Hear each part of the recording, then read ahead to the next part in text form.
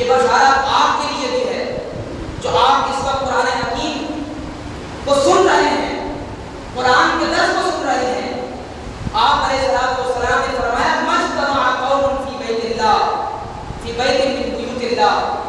اللہ کے گھروں میں سے کسی گھر میں کوئی قوم جمع نہیں ہوتی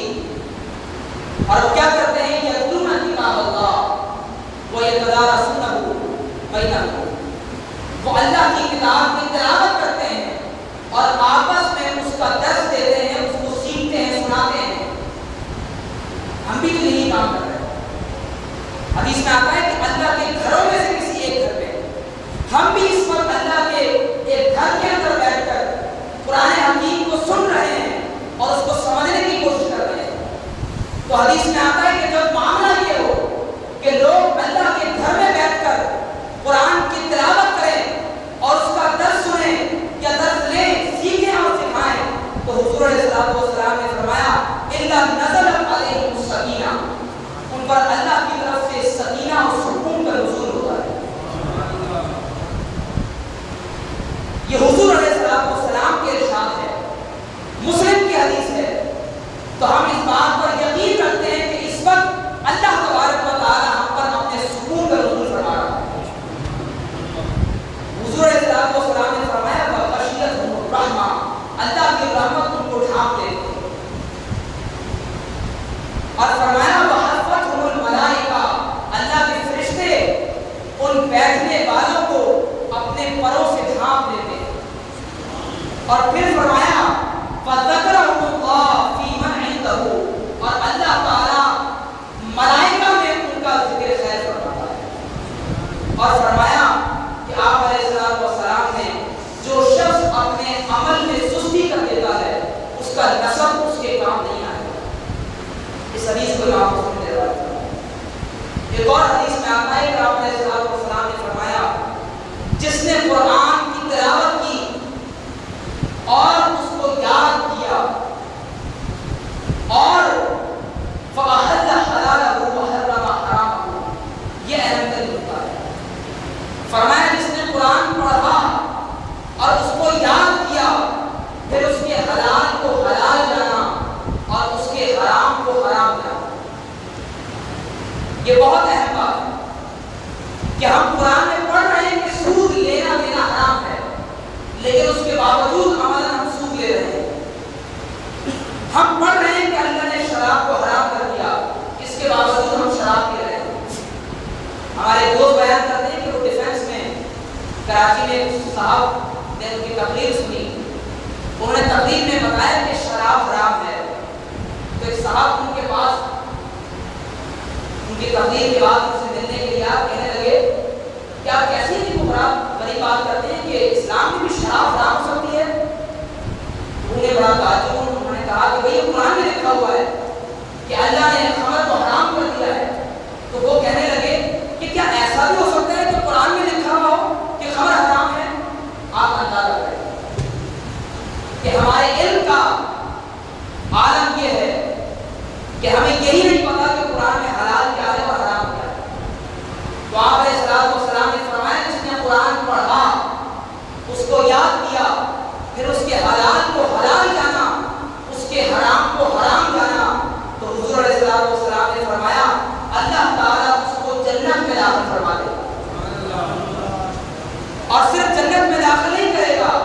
بلکہ فرمایا اس کے خاندان والوں میں سے 10 ایسے افراد جن پر جہنم واجب ہو چکی ہو، اللہ تعالیٰ اس کے صدقے ان کی بھی مغفرت فرما دے گا۔ امام راضی اپنی تفسیر میں فرماتے ہیں کہ ایک اللہ کے نبی قبرستان سے گزرے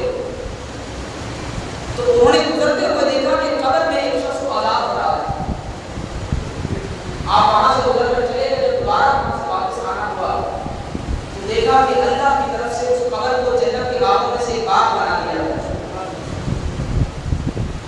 آپ نے اللہ سے دعا کی کہ یا بارے تعالیٰ کہ کیا عجیب و غریب معاملہ ہے، ابھی وہ اس کی قبر جہنم کا گڑھا تھی اور اب اس کی قبر کو جنت کا باغ بنا دیا گیا۔ تو اللہ رب العزت نے وحی فرمائی کہ جس وقت اس شخص کا انتقال ہوا تھا تو اس کی بیوی حاملہ تھی. اس کے انتقال کے بعد اس کی بیوی نے بچہ جنا. وہ بچہ اب اتنا بڑا ہو گیا کہ وہ پڑھنے کے قابل ہو. اس کی ماں اسے استاد کے پاس لے گئی اور اس استاد نے اسے میرا نام رحمان اور رحیم سکھایا. تو مجھے شرم اور حیا آتی ہے کہ جس ذات کو اس کا بچہ رحمان اور رحیم کہے میں قبر کے پیٹ میں اس کی قبر کو جنت کا گڑھا بنا. اللہ نے فرمایا کہ میں نے اس وجہ سے اسے مغفرت کرا. تو دوستو یاد رکھیں کہ جہاں آپ اپنی اولاد کو دنیاوی تعلیم دے رہے ہیں, انہیں دیگر دنیاوی فنون اور علوم سکھا رہے ہیں, وہاں یاد رکھیں کہ اگر انہیں اللہ کی کتاب نہ سکھائی, اگر ساری کتابیں پڑھا دی, اللہ کی کتاب نہیں پڑھی اور نہیں سیکھی, تو یاد رکھیں دنیا میں بھی ناکامی ہے, آخرت میں بھی ناکامی ہے. دنیا اور آخرت میں تباہ کر ڈالی ہے, تباہی کو کر ڈالی ہے. حدیث میں آتا ہے کہ آپ صلی اللہ علیہ وسلم نے فرمایا من قرأ القرآن وعمل به, جس نے قرآن کو پڑھا اور اس پر عمل کیا, فرمایا البسا والداہ تاجا یوم القیامہ,